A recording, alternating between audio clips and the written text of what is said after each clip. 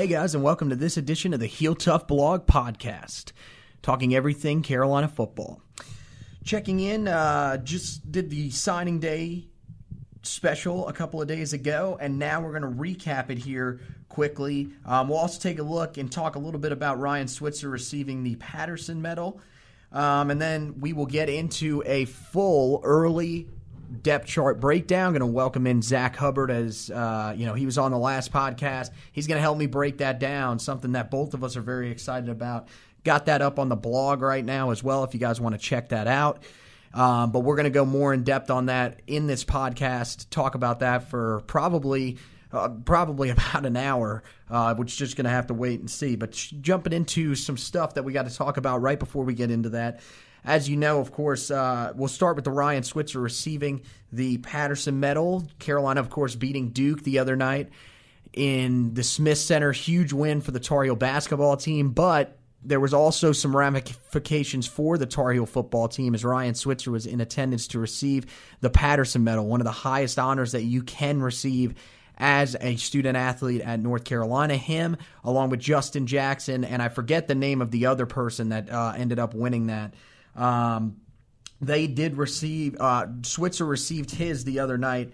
Big honor for him to come out and receive that. It's a medal given away by the Patterson family every year for your performance on the field as well as sportsmanship and a couple of other things that they do take into consideration. Definitely a big thing for Ryan Switzer to receive that, and it was great to have him back on campus. Of course, one of the most successful Tar Heels of all time, just focusing on his career at Carolina. I mean, definitely a guy that everybody is going to remember, arguably the greatest player in Carolina history. You could argue with just all the stuff that he did end up doing at the college level. I mean, just looking at some of his stats, of course, the career receptions leader with 243 in his career receiving yards leader for Carolina with 2,903 yards, 19 career touchdowns receiving. That's not the most, but still an unbelievable amount. And then, of course, kick and punt returns. No one really anywhere close to him. 7 career punt returns for a touchdown. That's first all-time in ACC history, and is second all-time in the nation. Came pretty close. There were definitely a couple that he should have had. Of course, Larry Fedora, I think most of us have seen the video. Larry telling him that he should have had more than that, should have been 5 more. And, have to agree at that point that there should have probably been more than there were. A couple that were called back. But, man, just an unbelievable job in his career by Ryan Switzer. And couldn't think of a guy that's really more deserving of that Patterson Medal than him for everything that he did on the field and, of course, the sportsmanship. One of the classiest guys that, is out there on the field. Never really talked smack, kind of just went out there and played his game and did it extremely well. So earlier in the week, of course, on Wednesday, the day before, National Signing Day did wrap up. Of course, we did the podcast breaking down what had happened to that point. Tar Heels did sign 2 guys later on in the day, as they did land. Antone Green was the big name late in the day, the 3-star wide receiver from Rockledge, Florida. Big guy at 6'2", one of the bigger ones that was still remaining. So another good get for the Tar Heels. A guy that, honestly, when I watch the film, reminds me a lot of Quinshaw Davis that we had a couple of years ago. Don't know if Antone's going to have that same early impact that Quinshaw did, but he's definitely going to have at least a chance to do that. And then, of course, Gavin Lewis, the defensive tackle that we landed just before we ended up landing Antone Green. That's a big land for the Tar Heels as well on the defensive line, as that's now the 4th guy or 3rd guy, I think, on the defensive line. I think I'm mixing. I think I got that wrong. I keep remembering back to when we had Nicholas Fullwider. But the 3rd guy on the defensive line for the Tar Heels, another area that they hit extremely hard in this recruiting class. A lot of it focused on the offensive side of the ball, but the defensive side of the ball, man, they really focused on that defensive line and did a great job down there. So 2 more guys that are added to this class.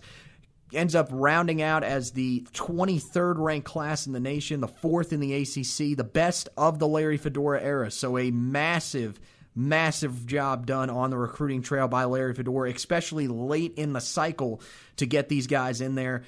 Just an unbelievable job done by Larry to get those guys in there. And there's going to be a lot of guys that could have an early impact. Already 7 guys early enrolled. So there's a good chance that they could come in, all of those guys could come in and have an early impact. And we'll talk about some of those guys coming up here when we take a look into the early depth chart.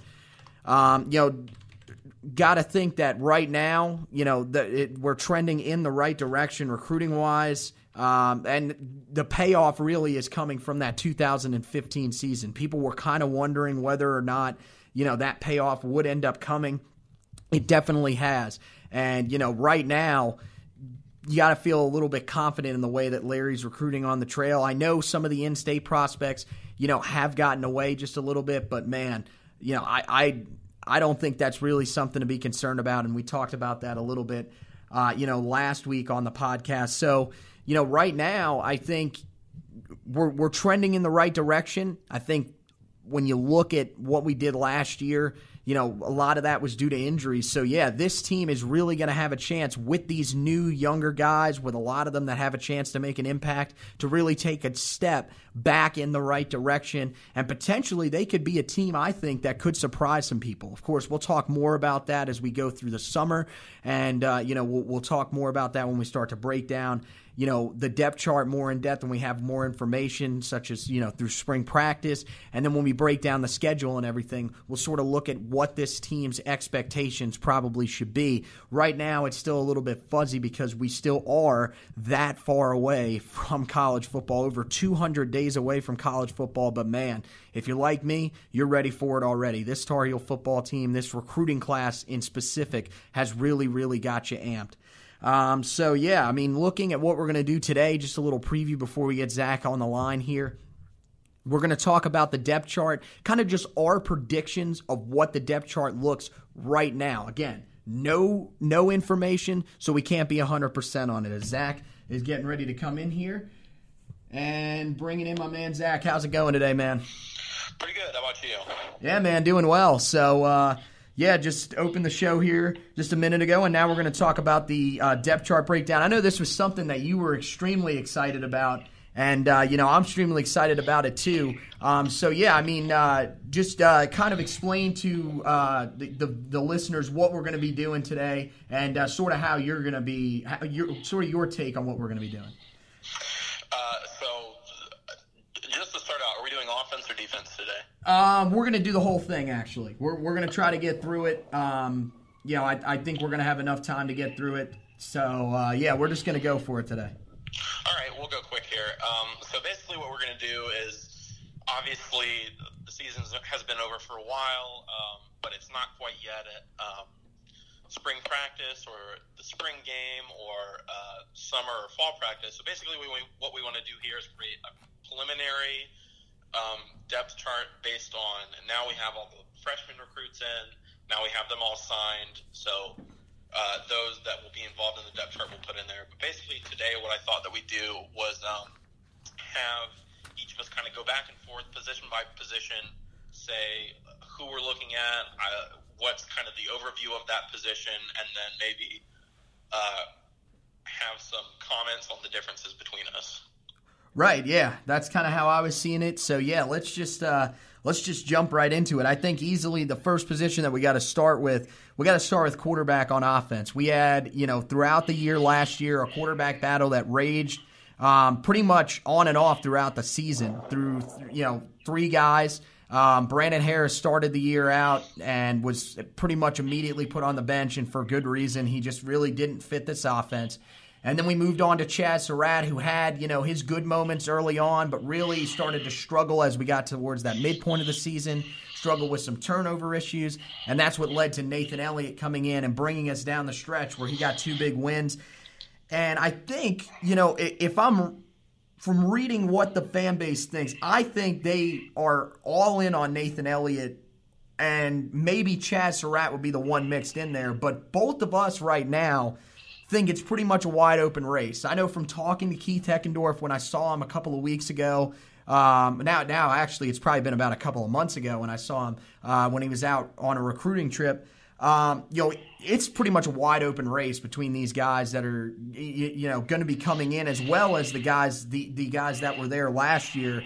I think Elliott and Surratt are probably your top two guys because of the college experience. But as we've seen with teams like, Georgia, Alabama, these are two teams that have played in a national championship game now with a true freshman starter. So true freshmen are not out of the question anymore. It used to be they would have to wait and develop. Now, if you're talented enough, they're going to get you on the field. So I think there is a chance that our two freshmen could be in. Just talk about what you've seen so far at that quarterback position. What you think? Who are the guys you think are going to be impactful in that battle? So we basically had the same depth chart in our top three, but we did keep it wide open. I think we both lean toward Nathan Elliott right now getting that first start of the season, with maybe Chaz Surratt being the second most likely option, and then probably Jace Ruder as the third, the freshman, as you mentioned.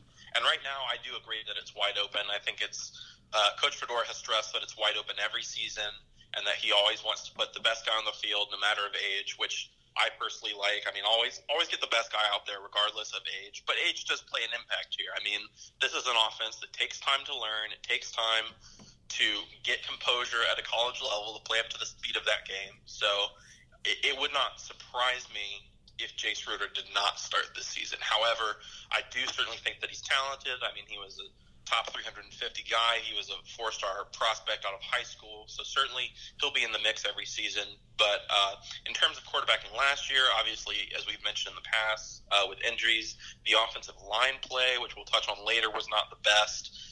So that certainly didn't help the quarterbacks. But I was not particularly impressed by any individual performance last year. Obviously, you mentioned Brandon Harris. It was not the spot for him. It didn't work out for him. But more on the guys that we have now. Nathan Elliott came in late in the year last year and led the Tar Heels to several of their wins. Generally watching him and watching his film in Carolina games, the offense just ran better with him on the field. It functioned better. He was making some of those passes better than Chaz. I don't know if he has particularly the athletic ability or athletic ceiling of Chaz, but right now, and specifically last year, he had that composure that allowed him to be the better quarterback. For me, I really like Chaz Surratt as a player. I really like the game that he brings. I mean, he has athletic ability to play as a dual-threat quarterback in college. The problem with him last year is just he did not have the composure. He would make mistakes. He would take off and run in situations that weren't wise. He wouldn't make more than one read. So I think that Nathan Elliott, because he has that composure and obviously has an additional year of knowing the offense, will get the start. I'm not terribly confident on either guy as a passer, and I don't really know a lot about Jace Ruder as a passer either, just because a lot of his film of his run plays, the offense he was playing in high school in Kansas was primarily an option running offense. So I think they're just going to need to find the guy that can run the offense best. Hopefully they find one that can be the best passer, because as we've mentioned before and we'll mention today, there's talent in this wide receiver room that needs to be taken advantage of by a guy that can make these intermediate and deep passes downfield. Yeah, I mean, for sure. You look at Elliott, I agree totally. The offense simply just ran a lot better with him. I thought, earlier in the year, I thought the offense ran well with Chaz, but as the year went along, I think he started getting really quick to tuck. He didn't keep his eyes down the field. And at times, it just kind of felt like he was kind of forcing it. He was trying to make the big play instead of just taking what was there. Whereas Elliott, I think, kind of does that. He's kind of that methodical guy. But at the same time, I mean, it's pretty much the thing around both of them is neither one of them have an extremely strong arm. And, yeah, I don't think long-term either one of them are really going to lead us to, a national stage like we were on. Ruder could be that guy. You're right. A lot of his stuff that we've seen from him is mostly running, and that's because, his passing stats his senior year of high school really weren't all that great. But there is another guy that I noticed you put on your depth chart. I don't know if he's going to be in the running for it. Kind of a guy that could be a wild card is Cade Fortin. Now, the reason that I don't have him on there is not because I don't think he's a good enough quarterback. He is rehabbing from a knee injury that he suffered in the second game of the season as a senior in high school. So I think it may take him a little bit of time, and I think, it's by the time he ends up getting back on the field, and, especially if they were to, let's say, just go, throw caution to the wind and throw him out there in the first game of the season, it would be, almost – it would be almost a year since he's seen any football action at all, So that's definitely something that I think might keep him out of the race right now, but you never really do know. But yeah, I think experience definitely will play a little bit of a factor. I agree. You got to know, the RPOs and everything that this offense does bring. It's not an easy thing to just jump in and learn. You're not going to know it day one. Unless you're just off the charts. But I think all these guys are definitely guys to keep an eye on. Reuter, I think if his talent really is that high, and some of these other guys do struggle just a little bit in practice, you never really do know. He could end up taking that spot. But, yeah, I agree. I think right now it's Elliott, but keep an eye on these guys for sure. Looking at the running back position, lot of depth here. This is an area that we should feel very confident in for a good reason. It starts with Michael Carter for sure and Jordan Brown. And then behind there is where I think some of the battles are going to start. But I wanted to ask you one thing that I noticed on your depth chart. I had the or next to Michael Carter and Jordan Brown. You actually just had Jordan Brown as your number one. Do you really think that he's that much better than Michael Carter? I don't think that he's that much better. I wouldn't say that per se. But just looking at it last year, Jordan Brown was a good running back. Certainly we saw the explosiveness from Michael Carter and saw the big plays from him, but Jordan Brown was not bad either. And I think something that the staff probably admired in Jordan Brown that might carry over to this season, it did specifically last year when Michael Carter was a freshman, is that Jordan Brown has been in this offense. He knows how to block, which I think is a big thing going forward, which I didn't see a lot of from Michael. So I think that does allow him to get some of these starting carries because it's not so much of a talent disparity. I would imagine that in terms of distributing carries, hopefully, in my opinion, they'll have more carries just on the whole, but I think it will be more of an even distribution because Michael Carter is just a player that, from the looks of it, is going to be hard to keep off the field. He has an explosiveness that is deadly at the college level. They're both good catching the ball out of the backfield or in space. I really think that they should be a focal point of this offense.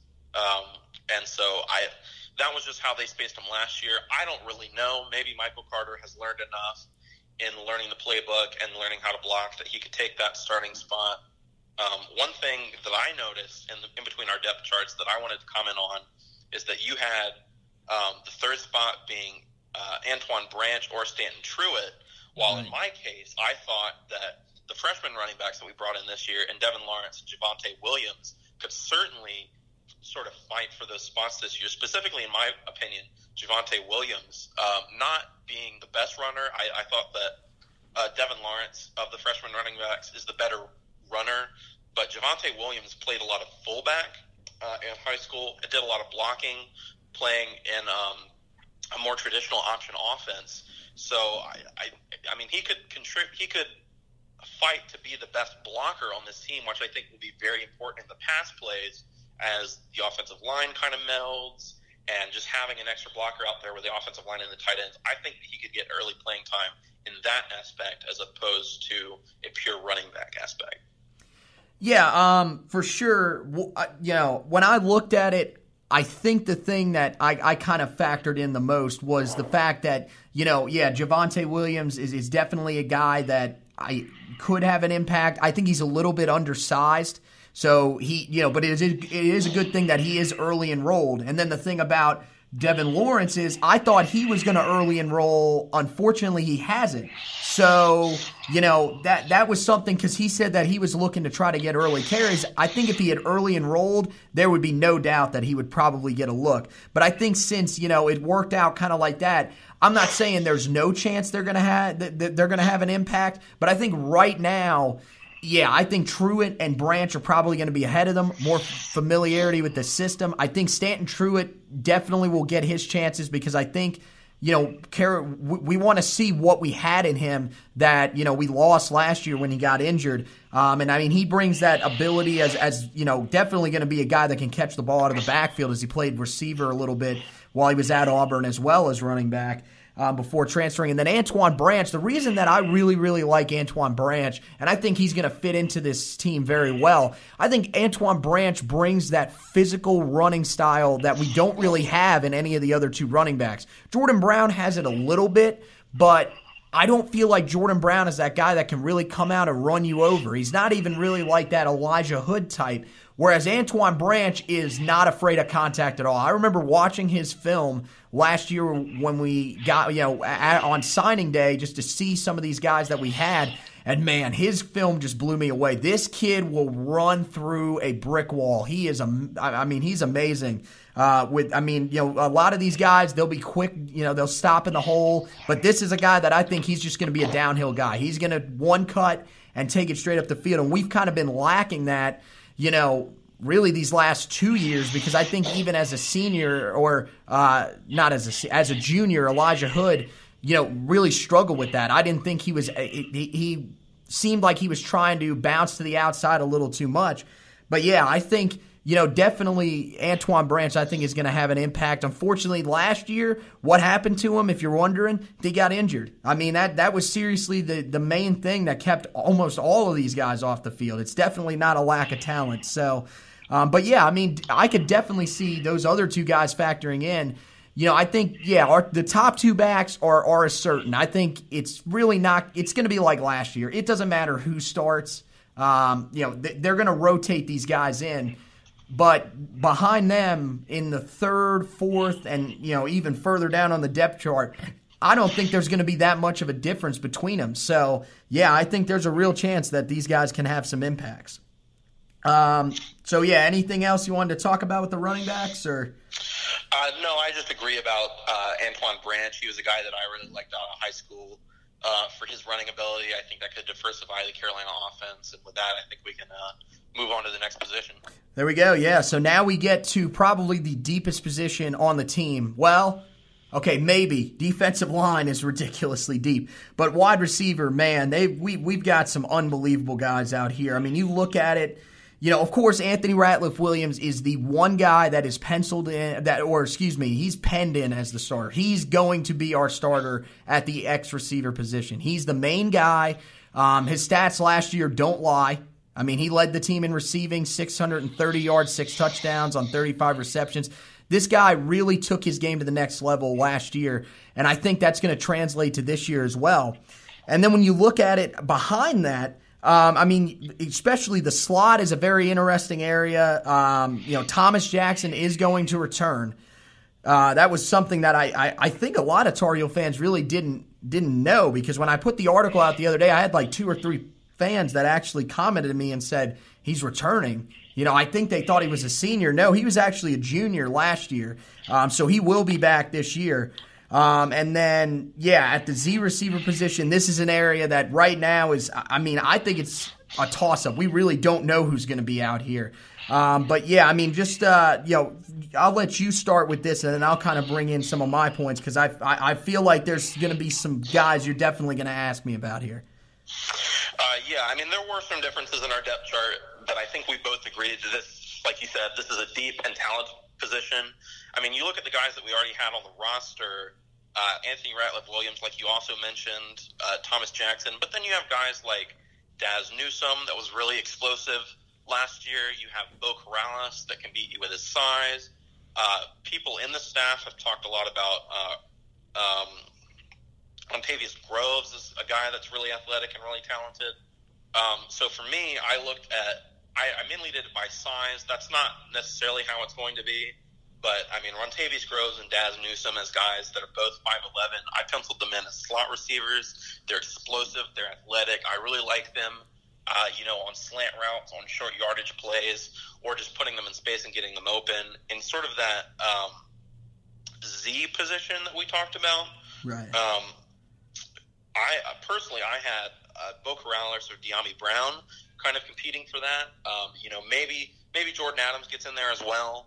And really, I'll touch on the freshman wide receivers in a minute. But I mean, you have Bo Corrales, 6'4", really, really good hands, really good route running, I thought, last year. And just that size mismatch, it can be huge on the outside, specifically in kind of intermediate and deep plays. But then also you have De'Ami Brown. I mean, he's 6'2", but that's not really an issue at wide receiver. 4-star freshman, early enrolled.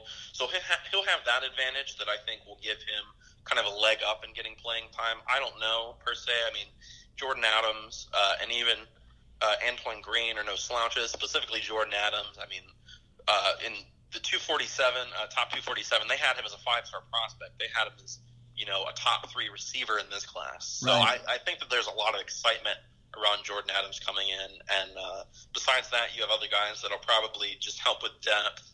Roscoe Johnson, Juval Millette, JT Cochran. Just that will be options there in case of injury. But I think it'll mainly be the freshmen, the 2 sophomores that we mentioned, Thomas Jackson, and then Anthony Ratliff-Williams. So give me your thoughts on that.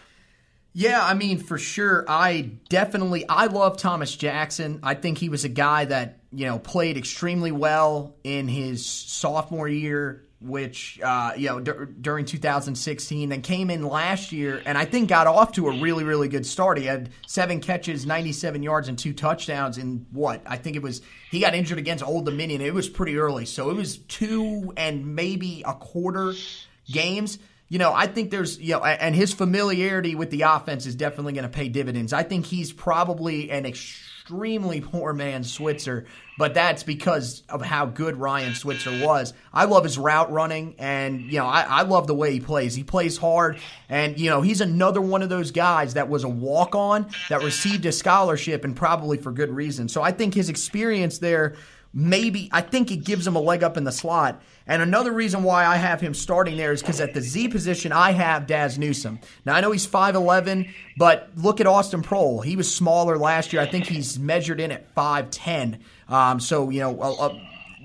Newsome actually is a little bit taller than him. But Daz Newsome, he is such a technical route runner. He's a guy that will, he knows how to use his route running to get open. And that's something that's a key at that Z position. Last year is a bit of a struggle with guys like Jordan Cunningham, who really just couldn't really find ways to get open. I think moving Daz Newsome out there would definitely help. But I agree. I have the or next to his name because I think Bo Corrales is extremely talented. I love his size. His hands, like you said, are amazing. If you throw it anywhere near him, he's going to at least give you a really good chance to go and get a first down. So, I think for sure he's a guy you've got to keep an eye on. Deeper down on the depth chart, Groves is one. I think I got him as my number 2 guy in the slot. The concern with him is definitely health issues. He's had that knee injury these past 2 years. That's something that really, they've said that's something that probably could limit his career. It's just kind of going to be a wait and see type thing. I mean, the injury last year against Duke was definitely it definitely didn't look good at the time. So, definitely going to be interested to see how he is able to rehab and whether or not he'll be ready to go at the start of the season. You mentioned Jordan Adams and the freshman, man. These are 3 guys that can all come in and have an impact. De'Ami Brown, he's very interesting. I saw him in person. He's 6'2". He's a big guy. But his size really wasn't the thing that he used. Now, that might be because of the offense that they ran at West Meck and the guys that they had available, but his speed was amazing. That is something that I think a lot of people are going to be very shocked by. And then the other thing that I noticed about, definitely Jordan Adams is a guy that is going to come in, I think, and have an impact immediately. Extremely talented, a guy that as you mentioned, in the 247, he's ranked as the 14th overall prospect, the number 3 wide receiver. This guy is a monster. They were raving about him for a long, long time. And, this was definitely a guy that we got to be happy that we got. And then, Antoine Green, another guy that's got a lot of size on him. Reminds me of Quinshaw Davis a little bit. Don't know if he'll have quite the impact early, maybe just based on the fact that we got so many guys already in there. But yeah, I mean, the freshmen are there, and then deeper down on the depth chart, you'll see guys like JT Cawthon, who I think could have some impact. Roscoe Johnson maybe could have some impact, but yeah, those are the main guys right there. And then one thing that I wanted to include in this group was the tight end group. It's pretty much three guys I think that are going to be battling for time there. I think it's Brandon Fritz and Carl Tucker are the top two. They're kind of interchangeable. I think it's kind of situational with those type of guys that Larry puts them in. We've seen a good amount of Carl Tucker at times, and then Brandon Fritz comes in mostly in the red zone. And then, Jake Vargas, I think, is that third guy on the depth chart. But really, Jake Vargas is no slouch. This guy can really play if and when he gets the chance. So, just any quick comments on that tight end group there? No, I mean, you're exactly right. It was mainly Brandon Fritz last year. I think he was a little bit of a better blocker, and they used him mainly in short yardage situations like the red zone. But, it's those three that you mentioned for the tight end. So I think that we can move on from there. Yeah, so focusing on the offensive line then, you look at the unit, 4 of the 5 starters from last year are going to have to be replaced. So definitely a lot of moving around that's going to be going on here. But I mean, you look at it, I really think that most of these guys that we have in there, I'm real confident in. Especially at the tackle positions and at center. Really like William Sweet starting at left tackle. I think that's what's going to end up happening. He started at right tackle last year, got injured in the game against Old Dominion, which to this day I still have no idea what ended up happening to him. I don't know if anybody does. But they never really released anything.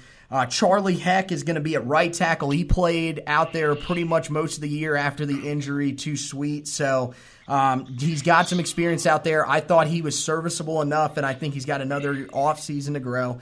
And then at center, J.J. McCargo. Saw him in limited snaps last year when Cam Dillard was going down with a couple of injuries. And I thought J.J. McCargo was fantastic. That's one of those guys that I really, really feel confident about going into this year. My concerns would be at the guard positions where you're going to have, right now, I have Nick Polino and Mason Veal as the guys that I pencil in, but I think they're both going to be in battles with 2 freshmen. One of them will be true freshman William Barnes. I think he'll probably slide in at left guard and battle Nick Polino for that position. And then at right guard, I think Jonah Milton, who was our top recruit last year, is going to definitely have a chance to battle Mason Veal, although I think the seniority for both Polino and Veal will probably give them in the edge. So, what do you see on that offensive line happening, man? I think we agree pretty much. Veal is a guy that I certainly liked. I like his technique. He played pretty much back up all across the line last year, and I feel strongly about him sliding into that right guard spot, but I think there will be competition. I mean, like you said, with William Barnes, Jonah Melton there. Also, I think that it shouldn't be forgotten that freshman Avery Jones is there as well.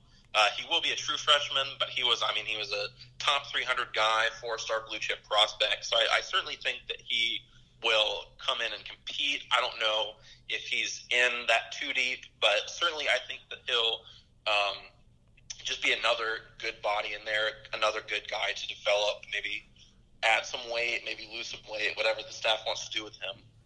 I think the main difference between our depth chart is that while you had Nick Polino and William Barnes being somewhat of a battle, I feel strongly, I won't say strongly, I have confidence in William Barnes going into that battle, and I would predict him to take that spot, actually. I mean, Nick Polino, we've seen him play in limited spurts over the past 2 seasons before this upcoming season.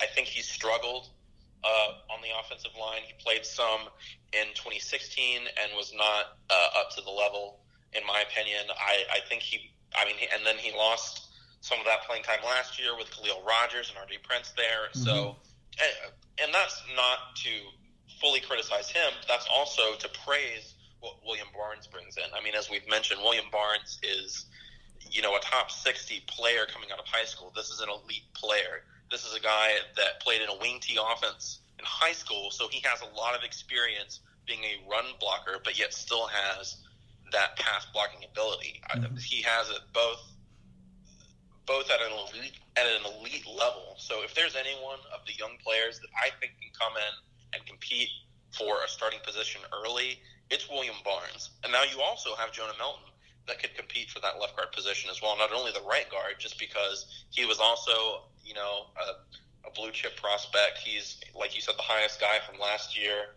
And he's had a year to redshirt and, be in the weight program and be in the system. So I think personally on the whole, the offensive line this year should be better. I mean, I really like Charlie Heck, William Sweet, and J.J. McCargo, like you mentioned. And I think there's plenty of talent here to fill in those guard spots, hopefully have really a better offensive line in every facet, which I think will help that offense run a whole lot better. Right, yeah. Read my mind there with Melton. I think definitely could be in that left guard battle as well. And then you mentioned a little bit about Avery Jones. One thing that I thought was interesting, he played defensive tackle his entire senior year, did not play offensive line as a senior at Havelock High School. So maybe a little bit of a transition having to move back there. Probably not really that much at all. But again, I think one of the things that you've got to think about is that we saw Jonah Melton, how talented he was, and he didn't even appear really on the 2-deep last year. So that's probably going to be the same case again this year with Avery Jones. I mean, it could be different. Avery could go in there and really surprise some people. And I from what I've seen from when he was a junior, he's definitely going to be a guy that will, have an impact on that offensive line one day. I just wonder if it'll be as a freshman. Moving on to the defense. The defensive line, probably the most talented unit I think it's the most talented unit maybe on the entire team. You look at the guys that we've got down here. Malik Carney is probably, in my opinion, he's one of the most underrated defensive linemen in the entire country. No one talks about how good this kid is. And, he's just consistently doing it year in and year out. He's led this team in sacks back-to-back years now, had 5.5 last year, 12 tackles for loss. As well, 57 tackles, which was fourth on the team out of a defensive end position. And we're not talking about, a guy that sometimes stands up as an outside linebacker. This is a guy that's always a hand-in-the-dirt guy and a guy that was rotated out of the game, rather frequently. We do a good job of rotating our defensive linemen. Really like Timon Fox at defensive end, too. Just kind of want to see a little more consistency. He was really a flash guy. When he would start getting to the quarterback, he would get there multiple times in a game. But, most other than that, there were, he was kind of that guy that kind of stayed out of the focus, didn't really, he wasn't a guy that always showed up on your screen. I'd like to see him be a little more consistent. And then on the inside, this is where you've got the oars on the depth chart, but this is really just because of talent. Aaron Crawford at nose tackle, I think, is probably going to be your starter there, or Jeremiah Clark. Something I've noticed about Jeremiah Clark is kind of weird. He's kind of been that number 2 guy at that nose tackle basically his entire career, and we've always thought that he could get up there and take over that starting role. But to me, I kind of wonder whether or not this is a commitment thing or something. He's never really been able to get up there and take over that spot. But maybe this is finally his year as a senior, although Aaron Crawford is extremely talented. And then, you look at the other defensive tackle position, more of like the 3 technique defensive tackle. That's going to be probably Jason Strobridge or Jalen Dalton. You take your pick here. Jalen Dalton had a fantastic year before he got injured, and then, had a little bit of disciplinary issues, on the field, had a couple of penalties that just, they started taking him off the field. Because you look at his stats, 3 sacks, 8 tackles for loss, 28 tackles. That's a great job by him. But the one guy that I really like is Jason Strobridge. 34 tackles last year, 5.5 for a loss, including a sack. I thought he played unbelievably last year. A guy that was kind of an unknown, came in as a defensive end and actually, I think, put on a little more weight to move inside the defensive tackle. And I thought he was fantastic last year. And I think, he could be that guy, that keeps a guy like Jalen Dalton, who is talented, potentially off the field. So, what do you see on that defensive line that is just, loaded? I basically agree with the defensive end positions. There was one thing I wanted to point out that you had Tyler Powell on there. Based on an article I've read, I don't know for certain. You seem to have the inside track on that information. It was, to my understanding, that he had foregone his final year of eligibility and then just graduated and moved on. I don't know if I can speak with any sort of accuracy about that. That's just what I saw in an article. I will have to look into that. Yeah, I was under the impression that he was returning, but I will check into that. Was that rather recently that you saw that article? No, that was about at the end of the season. It was discussing guys on the depth chart that were moving on. So it discussed guys like Aiden Bonilla and Devin Perry that were honored at senior day and then moving on, forgoing their final year of eligibility. I don't remember if Tyler Powell was honored at senior day. I don't really know what kind of impact that has. He may still be out there. It may be something that we have to see in the spring game or whatnot. I don't know how much of an issue it is. He's certainly a talented player, but with the injuries last year, he didn't have a lot of an impact. Right. So, Tyrone Hopper and Alan Cater, which I had as kind of the second guys at defensive end, and got a lot of playing time last year, and I think will continue to this year. Defensive end is a position that I think there's a lot of strength with for Carolina. I mean, they have tons of guys that can play that position and can do so at an elite level. And then moving on to defensive tackle, like you mentioned, it's really the or for all of these positions. I mean, you look at their stats, there's no one guy on the defensive line that, in terms of pure statistics, that stands out as being, demonstratively better than the other. So I think that's a real strength that we can rotate these defensive tackles and have the same level of production regardless. I think this shows that everyone at our defensive tackle position is talented. One guy that specifically stuck out to me last year, like you mentioned, was Jalen Dalton because of those penalties, which is never something that you want to see. Mm-hmm. But I do think that he's a guy that's extremely, extremely physically talented. And really, if he can just kind of control that, his play, I think he could be a really good player. Yet again, like you mentioned, Malik Carney, one of the most underrated guys, not only in the nation, but on the team. I mean, people talk a lot about Tamon Fox at defensive end just because he's a younger guy that really pushed for a lot of that playing time. But Malik Carney as a veteran is no slouch either. So, like you said, I think that this is a defensive line where you can easily see it rotate, 8 to 10 to 12 deep and be consistently good. Mm-hmm. I think that it's hopefully a position that's a strength. But I also hope that it's a position that continues to improve. I think it's a position that I'd like to see put more pressure on the quarterback, get to the quarterback faster. I think it's a position that I'd like to see shut down some of those running lanes faster and better. And I think that's just, as Tar Heel fans, something that we want to see in every position. But it's something, personally, that I really like to see from a defensive line. Yeah, I totally agree. I mean, the inability to get pressure, I think, has definitely been a concern for the last 3 or 4 years. I thought last year we took a step in the right direction. The sack numbers were better than they had been in the past, and I think that's something that under John Papuchis, a lot of his defenses have grown as time has gone along into those types of teams that can get pressure. I think we'll get there. Definitely this recruiting class is going to help. But, yeah, I mean, there's definitely a lot of guys on this defensive line that can help that. And, yes, being those stopgap defensive tackles, we're going to need those types of guys to try to slow down these run games that at times have really just killed us. I thought we did a better job last year for sure.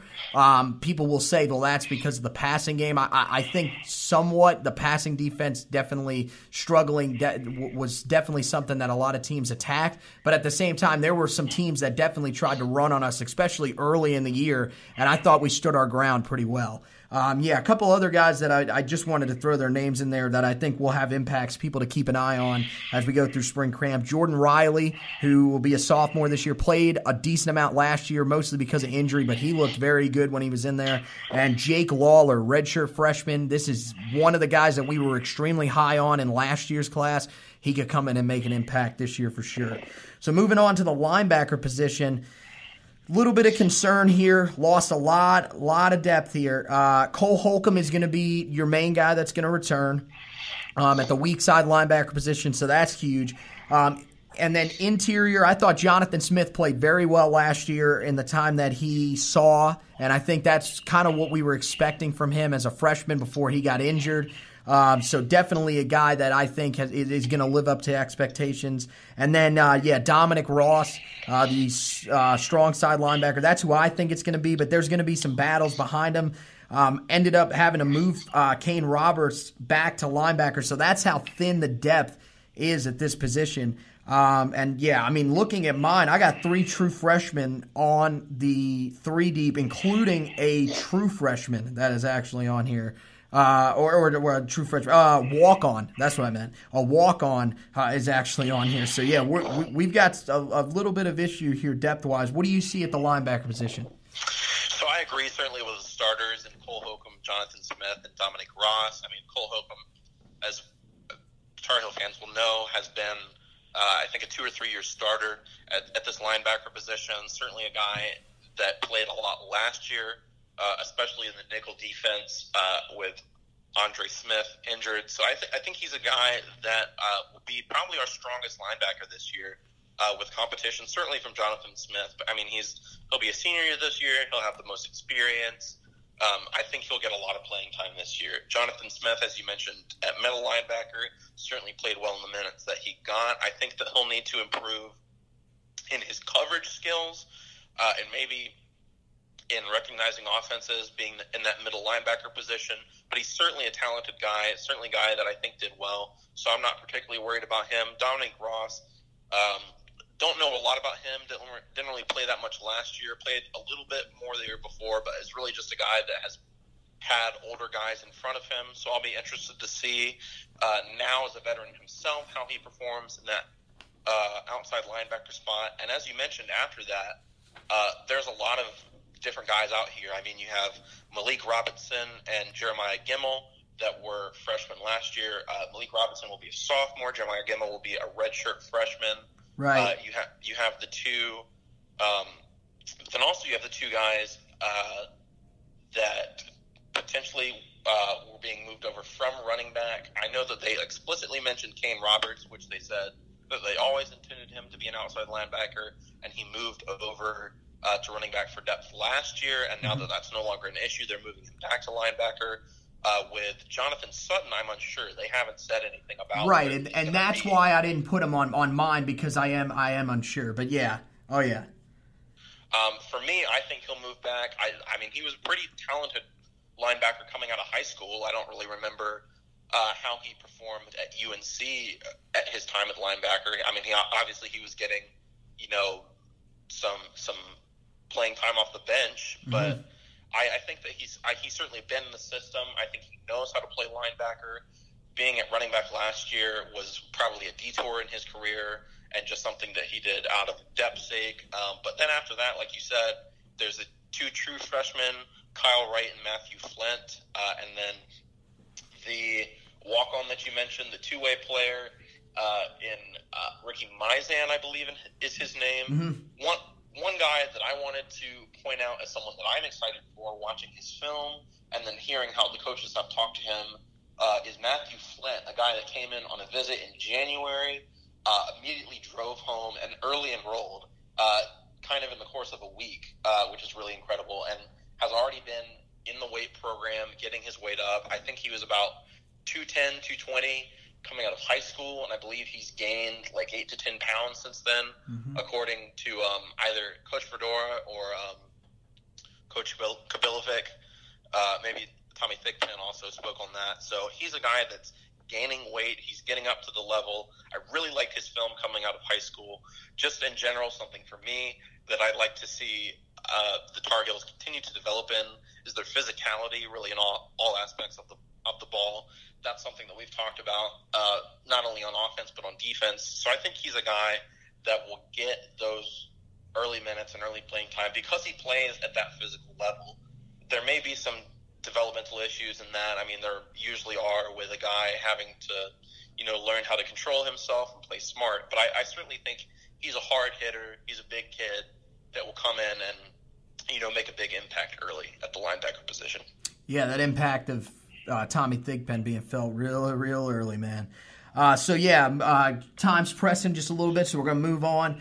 We just got the 2 position groups to go. So focusing on the defensive back group, this is an area where we return 2 starters. I don't really know. This is weird. I don't really know how to feel about this position because I like KJ Sales a lot. His stats really stand up. I know a lot of people don't like the attitude that he takes, but I didn't really mind it that much because, he was a guy that brought energy to a team that really needed some energy when they were going through, the losing streak that they were going through. 13 pass deflections to go along with 30 tackles. I mean, he really played sensational. Led the team in pass deflections, actually one more than MJ Stewart, so that's extremely impressive. The other starter is Miles Dorn, a guy that's played a good amount as a freshman, then started last year, had his moments where he struggled, but I think he's a serviceable guy back there. The one guy that I'm really excited about is strong safety J.K. Britt. I thought he came in after the injury to Donnie Miles, and I thought he played great. 53 tackles, which ended up finishing 5th on the team. Did also get an interception. And, he is – I think he's the real deal. I think he's going to have a huge impact as a senior. The other cornerback position I think is the area where there's going to be a pretty good battle. And then nickelback on the inside, I just threw that one in there. I know that we're a base 4-3 defense, but we play a lot of nickel, and that's going to be Miles Woolfolk. He'll be back there as a sophomore. I thought he played well last year, but he definitely has to improve on his open field tackling. That was something that he really, really struggled with last year. So keep an eye on Trey Shaw to potentially have an impact there. So what do you see going on in that defensive backfield? And mainly, let's just focus on that second cornerback position and what you see happening there. Yeah, so just to comment real quickly on the safety, because I think we can move through that real quickly. I think it is pretty definitively the 2 guys, Miles Dorn and J.K. Britt, which were both guys that I liked. I think Dorn's a guy that, like you said, may have struggled in open field tackling, but just needs to continue to develop and play smarter. Certainly has all the athletic gifts to play there. And sort of lower in the depth chart behind him, we'll have DJ Ford, the 2 freshmen, Bryson Richardson and Javon Terry, and then maybe Alan Artis, depending on what his position is. He's mainly a guy that's a special teams player. But just touching very quickly on that other cornerback position, I mean, we have a lot of guys that can play a lot of different positions in this cornerback room. Really, the 2 that I think both of us touched on to fill in that second role was either Corey Bell Jr. or Patrice Renee. Corey Bell Jr. was a guy that you were not too excited with last year. Just playing in those early minutes, he got beat a lot. I think the fact that he was given the starting spot last year shows that he perhaps has some talent there, has some skill, and merely played some really, really good passing offenses in those first 2 games with Cal and with Louisville. So I think he's a guy that will certainly be in there to compete. I believe he'll be a senior this year or a junior, so certainly a veteran guy within this defense. Then there's also Patrice Renee. I mean, he's gotten some intermediate playing time, kind of had some I believe he started against Georgia in 2016. Right, started as a true freshman and then don't really know why he was put on the bench because I thought he played well. I thought he played okay. I do think that he got beat on some. Really, on the whole, there's a lot of talent here.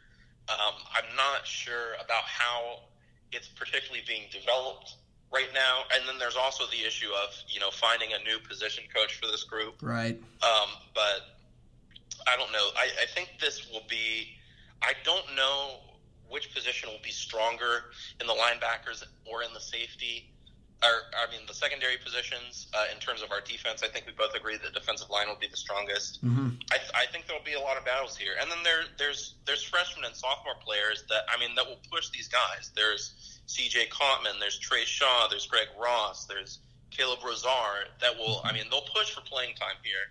So I think that it's an interesting position in terms of the battles that we'll see here in spring camp and in summer and going into the fall. Yeah, for sure. I think Patrice Renee has a little bit of an edge because, to me, he's got the experience. He's a junior. Corey Bell Jr. is a senior, so only one more year really in the system. And to me, Corey Bell Jr. they put him out there. I understand he might show you these great things in practice, but really when he gets out on the field and gets into the game, he's really had his struggles. It's nothing personal against him. I mean, that's just what I'm seeing. And right now, I think Patrice Rene is a guy that when he's been out there, I think he's been good enough. I think that he has the edge. Again, I don't think he's a world beater, and it's definitely a trial by error type thing, especially at the cornerback position. That's an area where you've really just got to throw guys out there and see what they've got. But yeah, I agree. There is a lot of talent. I think if I had to say right now, I think I'm a little more confident in the secondary than I am the linebacking core, because I think there's enough depth in the secondary. I feel like linebacker, there is some real concern and some justified concern with the amount of depth that we have there. So, yeah, I mean, I look at it, this secondary is going to have a lot of guys that are going to have impacts. For sure, I think one of the guys, the one guy that I want everyone to keep an eye on is CJ Cotman. He's going to be a guy that, played a little bit on special teams last year. So clearly, I mean, it might not be the biggest thing, but if they don't redshirt you, clearly they see something that they think is worthy of keeping you on the field. So definitely a guy to keep an eye on for sure, if anything, at the nickelback position. Quickly going to wrap it up here. Got just a few minutes. Just turning to special teams. Most of these guys are pretty well set. Tom Sheldon is going to be set. At punter, it seems. I mean, Hunter Len will be there. No way he's going to beat him out for that starting job because Tom Sheldon is really that good. But it's good to know if Tom Sheldon goes down again, we do have Hunter Len still there. And then we've also got Anthony Ratliff-Williams is definitely going to be a starter. The long snappers, we've got our two guys back there as well, both seniors. And then the holder will be Manny Miles. I mean, most people think those are meaningless positions, but they're really not. The two areas that I wanted to talk about just really, really quickly, kicker and punt returner. Freeman Jones and Noah Ruggles. I think Freeman Jones probably has a little bit of an edge, but I didn't think he was great last year. So I think the door is open for Noah Ruggles to potentially come in and maybe beat him out this year. And then punt returner is just really, I don't even know where to start with that. It would seem like Rontavious Groves is probably the guy because he did return one punt last year against Duke. But, I mean, still, I'm not 100% certain there. So any quick takes on that? Just really, really quick, I think that those are both positions where there's a lot of guys, like you mentioned. I think that they're both in competition and the best guy would win out. I know that we have a limit on time. So just to wrap up, if you could give me some quick thoughts on both sides of the ball as a whole, offense and defense. I mean, seriously, I look at this team. There's a lot of talent here. I feel like the inexperience that we had last year is kind of going to be it's going to be in the past. A lot of these guys got experience because of injuries. And, we look at the recruiting class that we brought in. I feel like that kind of showcases just where we are as a team. I think this team definitely should make a bowl game. That's definitely an expectation, and I think could potentially reach the 8-win mark again. I think the defense will be improved. Offense, I think, will be better. I don't think they're going to be back at the level that they were in 2015 or maybe even early 2016, but this team is definitely something to feel confident about. And, same thing for you, man. Just something quick on what you think about the team as a whole. Yeah, real quick, I think I agree with both your spots. I think that offense should be improved this year. Hopefully there's a little bit different play calling, in my opinion. I think that they should focus more on short to intermediate passes and using that, spread option run game. But I think that there is a lot of talent here to be better in all aspects of the ball. Like you said, maybe not to the level of a 2015 Carolina team quite yet, but certainly more serviceable than we saw last year. Defensively, I really don't know how to feel yet. I mean, certainly the defensive line will be better, but there's question marks at how well we'll play kind of in the back seven with linebackers and secondary. So that'll be positions to look out at. But certainly I think this will be a better team than last year. Like you said, I think this will be a bowl game team. I think it'll be about just to throw it out there real quick, I think it'll be a 5 to 8 win team, kind of in that range. I feel good about that right now. Not trying to put too high of expectations on this team, but trying to, be positive into the future. So I think this will be a pretty good year going into the future for Carolina fans and for Larry Fedora. All right, man. Hey, thanks for joining us. I gotta run. Got to get ready to get back in class. Thanks again, and we'll talk to you later. All right, man? All right, thanks for having me. No problem, man. And that's going to do it for us, guys. As always, go Heels, and check out the blog and everything else. Twitter, as always. Thank you guys for joining us.